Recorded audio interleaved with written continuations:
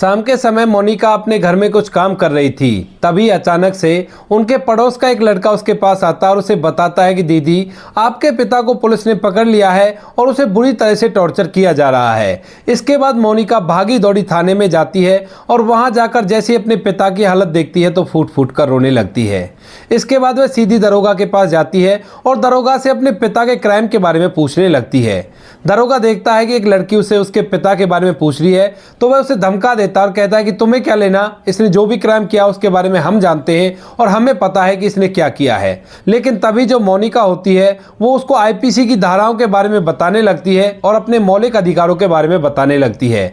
अब जैसे ही दरोगा देखता है कि ये तो कानून छाट रही है तो इसके बाद उसे और भी ज्यादा गुस्सा आ जाता है और वह हवलदार से कहकर उसे धक्के देकर वहां से बाहर निकलवा देता है। इसके बाद वह लड़की बाहर बैठकर फूट फूट कर रोने लगती है और अपने पिता की हालत के बारे में सोचती है और अपने देश के संविधान के बारे में सोचती है। क्या किया था उसके पिता ने ऐसा जो पुलिस वालों ने उसको पकड़ लिया था और क्या हुआ था इससे आगे इस कहानी में। पूरी कहानी की सच्चाई जानने के लिए वीडियो को अंत तक जरूर देखें। उत्तर प्रदेश के शाहजहांपुर के एक छोटे से गांव में एक परिवार रहा करता है, जिस परिवार के अंदर एक पिता है जिसका नाम है प्रकाश। प्रकाश जो कि ऑटो चलाया करता है और ऑटो चलाकर अपने परिवार का भरण पोषण किया करता है। प्रकाश के घर में एक उसकी बेटी है और दो उसके लड़के हैं। बेटी की उम्र 24 साल है जिसने ग्रेजुएशन कर ली है और ग्रेजुएशन करने के बाद वह यूपीएससी की तैयारी कर रही है। लड़के अभी छोटे हैं जो भी स्कूल में पढ़ा करते हैं। प्रकाश की पत्नी की मौत कुछ दिनों पहले हो चुकी है और उसके बाद उनकी बेटी जिसका नाम मोनिका है वही घर की देखभाल अच्छी तरह से किया करती है और साथ में अपनी पढ़ाई भी कर रही है। पिता भी बेटी को बहुत ज्यादा सपोर्ट करते हैं क्योंकि वो भी चाहते हैं कि उनकी बेटी पढ़ लिख कर एक बड़ा अधिकारी बने ताकि लोग समाज में उसे इज्जत की दृष्टि से देख सके। इसी तरह से समय बीत रहा था, लेकिन तभी एक दिन अचानक से जब प्रकाश ऑटो लेकर मार्केट में गया हुआ था तो शाम के समय अचानक से उसको पुलिस वाले पकड़ लेते हैं और पकड़ने के बाद उसे अपने साथ बिठाकर थाने ले आते हैं।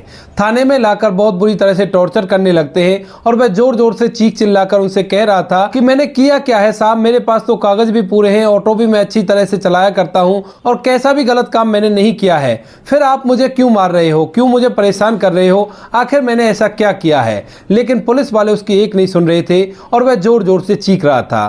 तभी एक लड़का जिसका नाम रोहन था वह प्रकाश के साइड के ही घर में रहा करता था और वह थाने के साइड से निकल रहा था। अब जैसे ही वो थाने के साइड से निकल रहा था तो एकदम से उसे आवाज सुनाई देती है जो कि प्रकाश जी की थी और इस आवाज को सुनकर वह थाने के अंदर ताक झांक करके देखने लगता है। जैसे भी देखता है कि प्रकाश जी को बुरी तरह से पीटा जा रहा है तो उसके बाद वह वहां से सीधा घर जाता है और घर जाकर प्रकाश जी की बेटी मोनिका को उसके पिता के बारे में बता देता है। मोनिका जिसने अभी अभी अपना घर का काम निपटाया है और उसके बाद वह पढ़ाई लिखाई करने के लिए अपने कमरे में जा रही थी। उसके दोनों छोटे भाई दूसरे कमरे में आराम कर रहे थे। जैसे ही वो ये बात सुनती है कि उसके पिता को पुलिस ने पकड़ लिया है और बुरी तरह से उस पर पिटाई लगाई जा रही है तो उससे रहा नहीं जाता। वह अपने भाइयों के कमरे का बाहर से दरवाजा बंद करती है और अपने घर को लॉक करके पड़ोस में किसी से कहकर वहां से सीधा थाने की तरफ चली जाती है उस लड़के के साथ। वहां पर जाने के बाद जैसे ही वो थाने के अंदर अपने पिता को देखती है तो पिता पुत्री को देखते ही अपनी आंखों में आंसू भर लाता है और एकदम से फूट फूट कर रोने लगता है। बेटी समझ गई थी कि पिता के साथ बहुत कुछ बुरा हुआ है तो इसके बाद वह दरोगा के पास जाती है और उससे अपने पिता के जुर्म के बारे में पूछने लगती है। कहती है कि साहब, आपने मेरे पिता को बंद किया है तो इन्होंने क्या गलत काम किया है जो आपने इन्हें बंद किया है। इसके बाद दरोगा उसे कुछ भी नहीं बताते और कहते हैं कि चले जाओ यहाँ से, तुम्हारा यहाँ पर कोई भी काम नहीं है। अब इस बात को सुनकर जो मोनिका होती है वो थोड़ी सी गर्म हो जाती है और दरोगा को आईपीसी की धाराओं के बारे में बताने लगती है, इंसान के मौलिक अधिकारों के बारे में बताने लगती है और संविधान के बारे में बताने लगती है। अब जैसे दरोगा देखता है कि इसको तो कानून की भी नॉलेज है तो और भी ज्यादा चिढ़ जाता है और कहता है कि तुम्हें पता है कि आईपीसी की धारा किस तरह की होती है। अगर मैं चाहूं तो तुम्हारे पिता को ऐसे केस में अंदर कर सकता हूं कि जिंदगी भर चाहकर भी तुम उसे बाहर नहीं निकाल सकती। ऐसा कहकर दरोगा हवलदार को बुलाता है और मोनिका को धक्के देकर वहां से निकालने के लिए कह देता है। इसके बाद वहां पर हवलदार आता है। हवलदार आने के बाद मोनिका को धक्के मारकर उस थाने से बाहर कर देता है।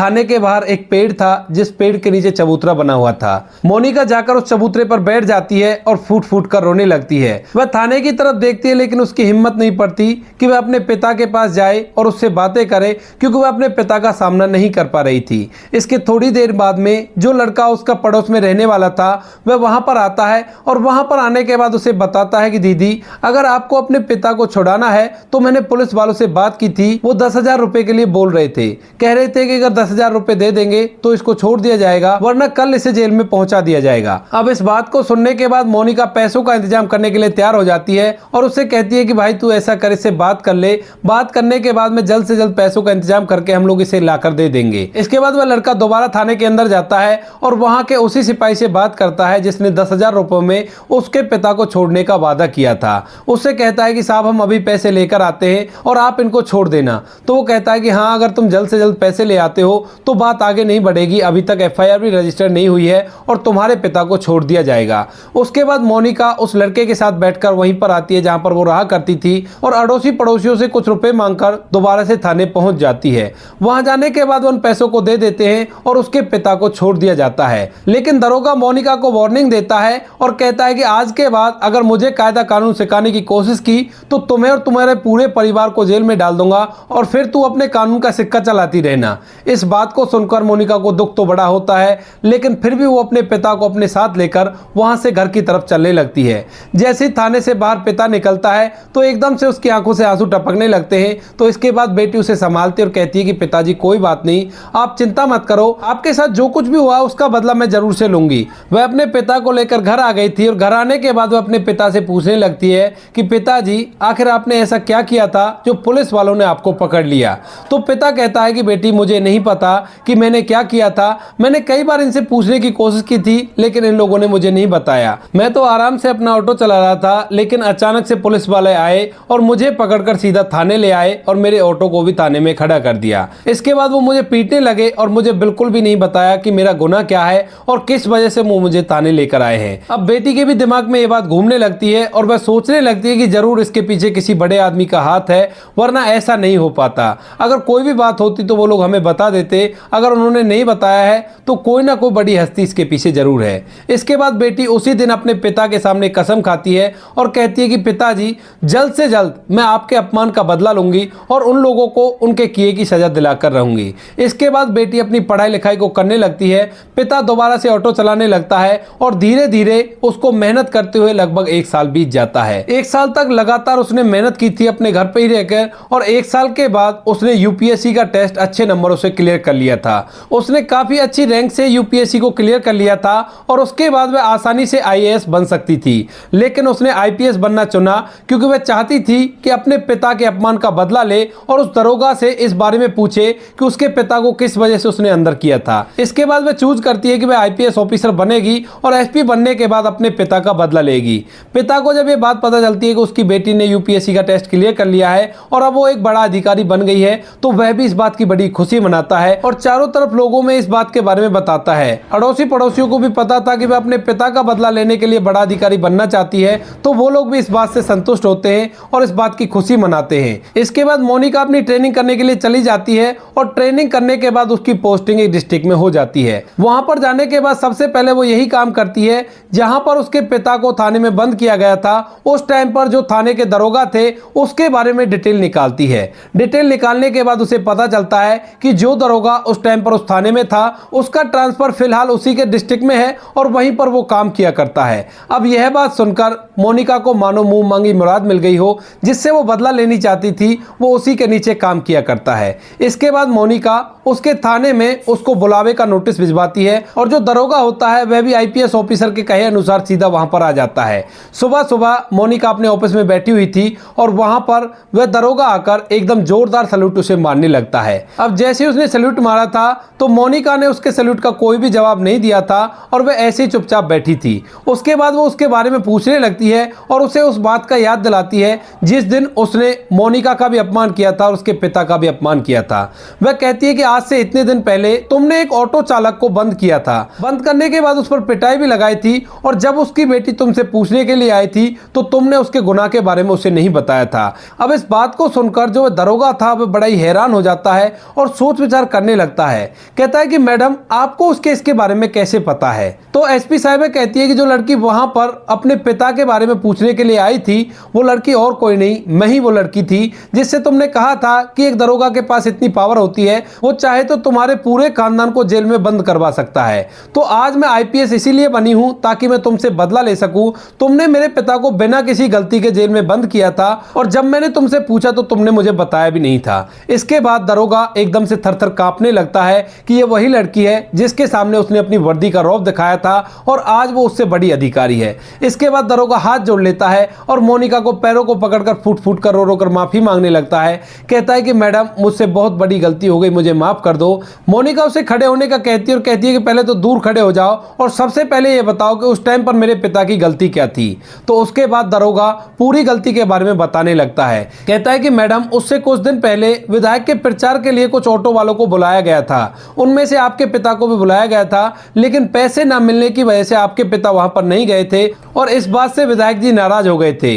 अब एक ऑटो वाले ने आपके पिता का नाम बता दिया और कहा कि यह आपके प्रचार में नहीं आया है, इसको सबक मिलना जरूरी है। इसके बाद विधायक के कहने पर उन सभी ऑटो वालों को उठवा लिया गया था और उनको काफी ज्यादा टॉर्चर किया गया था। जिनके पैसे आ गए थे उनको तो छोड़ दिया गया था, जिनके पैसे नहीं आए थे उनको आगे जेल में डाल दिया गया था। अब इस बात को सुनकर मोनिका को बड़ा ही बुरा लगता है और उसके बाद मोनिका उसका वो केस ओपन करवाने लगती है जिस केस के अंदर उसने विधायक के कहने अनुसार ऑटो वालों को परेशान किया था और उनको जेल के अंदर डाला था। जब उस दरोगा का वो केस रीओपन होता है तो उसकी नौकरी तक बात आ जाती है और इस बात को लेकर वो बड़ा ही चिंतित होता है और बार बार मैडम से माफी मांगने लगता है, लेकिन एसपी साहिबा उसकी कुछ नहीं सुनती हैं और उस पर कार्रवाई करती रहती हैं। एक दिन वो अपने पिता को इन सब के बारे में बताती हैं और कहती है कि पिताजी आज उस दरोगा से मैंने आपका बदला ले लिया है, 2-3 दिन के अंदर उसकी नौकरी छूट जाएगी और वो दोबारा से ड्यूटी नहीं कर पाएगा, उसकी जिंदगी पूरी तरह से बर्बाद हो जाएगी और उसके बाद वह जिंदगी भर इस बात को याद रखेगा कि किसी ईमानदार व्यक्ति को बिना गलती के उसने जेल की सलाखों के पीछे किया था। तो उसका पिता उससे पूछने लगता है कि बेटी अब तो तुझे उसने मेरी गलती बता दी होगी। तो वो कहती है कि पिताजी ये तो विधायक के कहने पर उसने किया था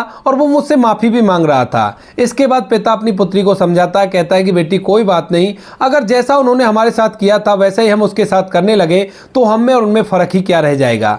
वो भी बाल बच्चे वाला आदमी है तो उसको तुम नौकरी से मत निकालो, अगर वो नौकरी से निकल जाएगा तो उसके बच्चों का भरण पोषण कैसे होगा। बेटी इस बात को मानने से मना कर देती है, कहती है कि नहीं पिताजी उसने आपके साथ बहुत बुरा किया है और आपके आंसुओं के बारे में मुझे पता है, आप कितने दिनों तक परेशान रहे थे और आपको थाने में देखने के बाद मुझ पर क्या बीती थी वो मुझे ही पता है। लेकिन पिता उसे दोबारा से समझाता है और कहता है कि बेटी ऐसा नहीं किया करते, उसने जो कुछ भी किया था विधायक के कहने पर किया था और वो तो कानून का अधिकारी है, अगर उस विधायक का कहा वो नहीं मानता तो किसी और को मानना पड़ता और तुम्हारे पिता को कोई ना कोई तो पकड़ कर ले ही जाता।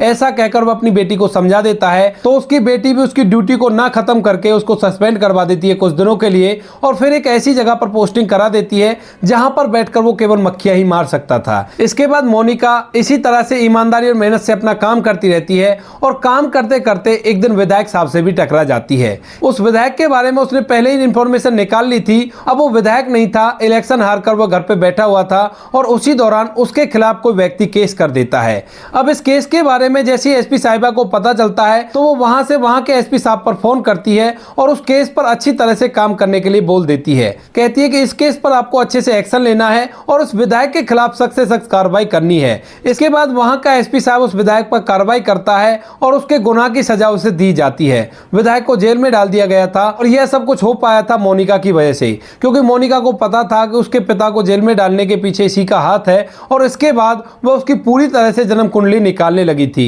इसके बाद मोनिका अपने पिता को विधायक के बारे में भी बता देती है और कहती है कि पिताजी आज आपका बदला पूरा हो गया। इस बात को सुनकर पिता को भी बहुत ज्यादा फक्र अपनी बेटी पर महसूस होता है कि उसकी बेटी ने उसके लिए वो काम कर दिखाया जो शायद उसका बेटा भी नहीं कर पाता। इसके बाद उसके पिता उसकी शादी की चिंता करने लगते हैं और एक अच्छा सा लड़का देखकर मोनिका की शादी करवा देते हैं। इधर जो उसके भाई हैं वो भी अब गवर्नमेंट जॉब की तैयारी करने लगे हैं और कुछ दिनों बाद शायद हो सकता है वो भी बड़े अधिकारी बन जाए और मोनिका की तरह ही नाम रोशन करने लगे। तो दोस्तों ये थी एक छोटी सी कहानी जहां पर एक ऑटो चलाने वाले व्यक्ति को बिना किसी कसूर के जेल में डाल दिया गया और उसके बाद उसकी बेटी आईपीएस ऑफिसर बनकर उसका बदला लेती है। आप क्या कहना चाहते हो मोनिका के बारे में, आप क्या कहना चाहते हो उस दरोगा के बारे में? आपकी जो भी राय कमेंट सेक्शन में लिख सकते हो, लोगों के साथ शेयर कर सकते हो। वीडियो अगर अच्छी लगी तो वीडियो को लाइक और चैनल को सब्सक्राइब जरूर करें ताकि हमें थोड़ा सा हौसला मिले आप लोगों के लिए ऐसे अच्छे वीडियो बनाने के लिए। इन कहानियों को सुनाने का उद्देश्य किसी को परेशान करना बिल्कुल भी नहीं है। यह कहानी आपको इसलिए सुनाई जाती है ताकि आप लोग इन कहानियों में से कुछ ना कुछ सीख सको और अपने जीवन में उस चीज को अप्लाई कर सको। मिलते हैं किसी नेक्स्ट वीडियो में नए टॉपिक के साथ, तब तक के लिए जय हिंद, जय भारत, जय हिंदुस्तान।